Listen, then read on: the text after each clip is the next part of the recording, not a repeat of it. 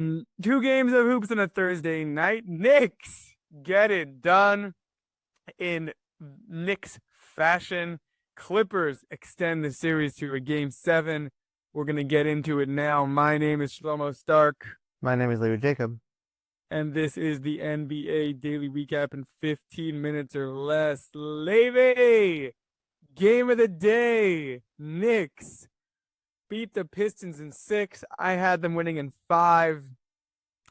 This team's going to give me a heart attack. It's like I can feel it in my heart, I guess. My chest pounds every time they play. Can't we just get a blowout win?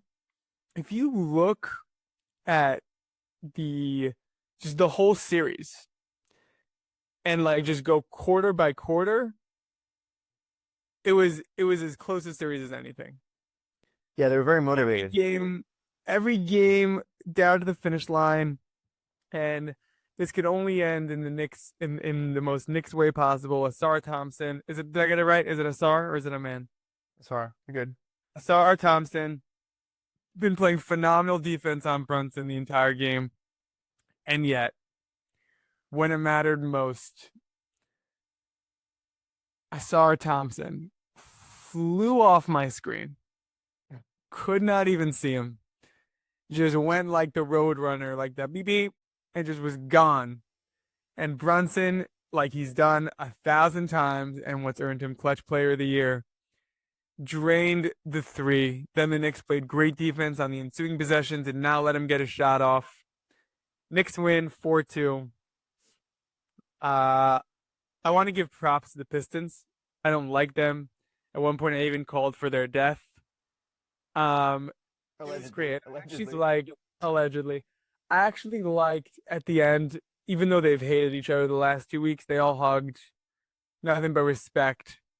And I do want to give the Pistons a lot of respect. I thought this would be a cakewalk this series. It was not. It was a brawl. It was ugly. And who knows if the Pistons had Isaiah Stewart and Jaden Ivey, maybe they win this series. Um, and it's a young team that's going to be great. I'm excited to watch them for years to come. And they did a really good job against this Knicks team. Like they figured out some of our flaws and they pounced on it. Jalen Duren grew up in front of our eyes. He became a man this week. It's like his bar mitzvah over here, Jalen Duren. And I got to give him props. I like this team's core. Like you got Cade and Ivy and uh, um Tobias Harris. Schroeder and Hardaway are free agents, so we'll see what happens with them. They were pretty big for them, but this team is interesting, and we're gonna see if Cade has another level to go. And I want to give this team a monologue and props, which I think I've done. Adequately, yeah. Yeah, for sure. Yeah, Yeah. and now is an sorry, I was gonna go in more monologue, but you can speak. No. Go for it. Go for it. Nah, I was gonna go like now, like, and as a Knicks fan, and I'm thinking about the Celtics, but like, let's first get your take on this series before I talk about Knicks Celtics. Um, I think this game was one of the less exciting games out of the bunch. Like towards the end, obviously, it like picked up. I feel like throughout, I don't know. I just feel like it wasn't as much of like as much of an energy. Um, but That's just because you're not a Knicks fan. I was having heart attacks every play. I was like, ah, I actually like felt chest pain every time like the Pistons scored. I was like, not a game seven, not a game seven. I think Malik Beasley has been really, really overperformed for them this season. And you saw in this game also, like he was just hitting crazy 3-point shots. He brings so much energy to this team. I'm a little worried that next season our expectations are really high for Detroit because of how good they played in this series, and to finish out the season. And they're gonna like, Just just a fun fact about Malik Beasley to further your point. Steph Curry, this is the first year he didn't lead the lead in 3 pointers. Um, since he's been like Steph Curry, so like 2015, 2014 range. First place was Anthony Edwards. Second place was Malik Beasley. Third place was Steph Curry. That matters. Yeah, 100%. He really like, and this is nobody could have seen this coming. Like nobody. He. I think he was playing for Milwaukee last year. Like if he was doing this for Milwaukee, like it would have been a completely different story. Um, I don't necessarily that Ivy would have helped the situation because that means that he would have played less minutes, so it would have been less shots going to him. Maybe he would have helped in game 3 or whatever it was when Malik wasn't really hitting shots. Um, the game ended tonight on a Cade pass to Beasley that slipped through his fingers. And he could have, made an attempt at a shot or whatever. Didn't happen. Really lucky for the Knicks. Um, Lucky, great defense, but yeah. but he was catching that before and then shooting it immediately. Like he was feeling it tonight. No, but I'm saying it wasn't lucky. It was great defense. Yes, 100%. Yeah, well, no, I'm just kidding. He A little bit of luck. but I think you're right. but it was yeah, it was I think like the most down to the last second exciting sequence that could have happened without having to go to game 7. Mhm. Good game. Yeah. This, And here's what I'm debating, and maybe you could help me with this. Were the Pistons better than we thought, or were the Knicks worse? And that's what scares me about this Boston series. Is because I'm trying to talk myself into like maybe the Pistons were just like so much better prepared than we thought they were, and the Knicks are actually excellent. Or was it the Pistons were the Pistons and the Knicks just this lack of bench and the streaky wing players we have are just very easy to exploit, and Celtics are going to walk all over us. I'm trying to convince myself, but I think in the Pistons case, I've been watching them very closely this year because I had Kate on my fantasy team. Um, in the Pistons case, they actually managed to gel right when the playoffs started. Like they realized in and of themselves that Schroeder was an important piece to them. He didn't start playing well for them exactly until the playoffs, like this well for them until the playoffs. Like, right, well, they only got him at the deadline. but I'm saying that's a whole second half of the season, or at least the last quarter of the season. Like you'd expect some more of a something more comprehensive, but this team really came together like in this series, and you got to see how tough they were. But they were also like a really, really excellent all-around matchup for the Knicks. They would have been a really good matchup for the Celtics as well. Like they have size, they have athleticism, they have like young legs, and on top of that, like they have skill. They're a very skilled team. So I I think I am a little bit more worried about the Knicks than I want to be, and more so than I should be, I think. But the issue for me is that you have such like not exactly looking at the Knicks, more looking at the Celtics. You have such good dynamics in the Celtics that's the only part of it that worries me. Like you have these defenders that are really all world defenders, and the Knicks rely so heavily on Jalen Brunson. The rest of the team is really gonna have to pull together in order to make it competitive in the next series. Is really the truth in my eyes. Mm-hmm. Yeah. I have Celtics in 6, but really I think it's Celtics in 5. Yeah. Drew Holiday didn't play a couple games last series, I think, right? Or he didn't play one or They're saving him for the next game. Then they're saving him for the next series. maybe, or maybe he's dealing with something that he's gonna sit down. No, Listen, they're one saving. can hope. One can hope. Okay, I want a competitive series. I want just the Celtics to cakewalk to the finals again. It's stupid. I want the Knicks to win the series. I can't predict it. No, I don't think it's gonna happen.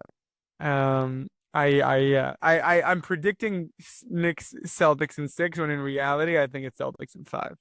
Listen, maybe next year we'll have a better shot. Because Shams Charania reported this morning that the Celtics might have to trade some people. So maybe. Well, I want the Knicks to try to get Giannis, but whatever. We'll talk about that in the offseason. Who do you have? We used all our first round picks on a guy averaging 33% from three, whatever. Um, who do you have in the Knicks out? Like, still, we're like, what's your prediction on that before we move on to the next game? I think it'll be 6 games. I think that Brunson is crafty enough to figure it out. But I don't think it's gonna be I don't think it's gonna be a close series. I think it's a 3-1, one of those. It might be, yeah, maybe. Unfortunately, I No worries. love competitive basketball, but it's I think I agree with you.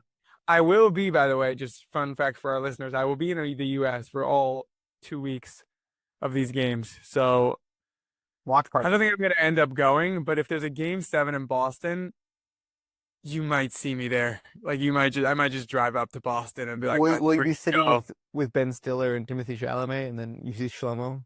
My boys. My boys. Okay. Next, Clippers beat the Nuggets. Big win for them. They stay alive. They win 111 to 105. This is a very close game throughout. Clippers had like a really good third quarter. Nuggets had a very good fourth quarter, but just not enough to get the victory. Um, James Harden bounced back. Good game 6 after a bad game 5. Kawhi Leonard doesn't have bad games. He's been great. Jokic doesn't have bad games. 25, 7, and 8. Jamal Murray played solid. I like that's a quiet night for Jokic. It's like it still boggles my mind. It's honestly what did he even do? And it's crazy also like because the young team in the Thunder is getting rest in order to deal with these older guys. Like Mhm. we haven't talked to the Thunder in so long. It's because they're just waiting. Yeah. What's really cool is did you see this Ty Lue?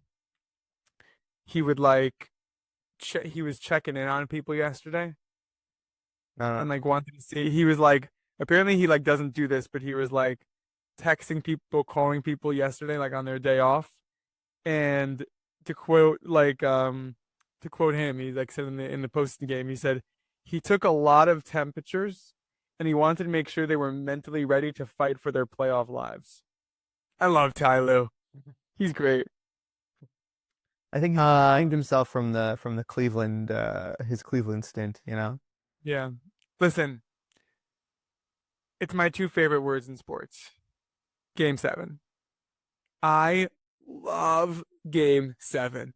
You can run the Zaza Pachulia clip of "We're going to Game 7, baby." Yeah, that's a good one. I love Game 7. It's so exciting. It's just so. Also, nobody plays well. Hey, oh yeah, it's too much Press pressure. Yeah, tight. yeah. It's like so many misses and like it's like dude, like it's so intense. These teams were great. This was the most. We said Game 7 after the first game in overtime. We're like, this was a Game 7 series. Here we are as predicted. I think it's Saturday night, so we'll talk about it on Sunday. As now the playoffs meaning the first round's coming to an end, we could talk. Let's just talk logistically about, unless you have more to say on this Clippers Nuggets game. I just feel like the Clippers were slightly better towards the end. Yeah, Norman Powell was the engine of the Clippers down the stretch. He played really well. He looked like the freshest. And like he was really moving out there. It's funny because remember last game I said that the Clippers just looked like tired. Everyone looked tired in this game. Like Yeah. people were. Well, Zubac was playing really good defense in the end. That's true. That's true. Also, Zubac was great defensively. I don't think I mentioned also last game. He's towards the end of the series picks it up a level defensively. Maybe that's because Jokic is like moving around a little less, but he's really picked it up defensively and he's playing very well. Yes. Okay, so we have tonight Houston Golden State. We're not going to recap that. And it'll either be Golden State wins in 6 or Houston forces a game 7. I'm predicting Golden State wins this in the Chase Center. I would be very surprised if the Rockets are able to pull this off. You?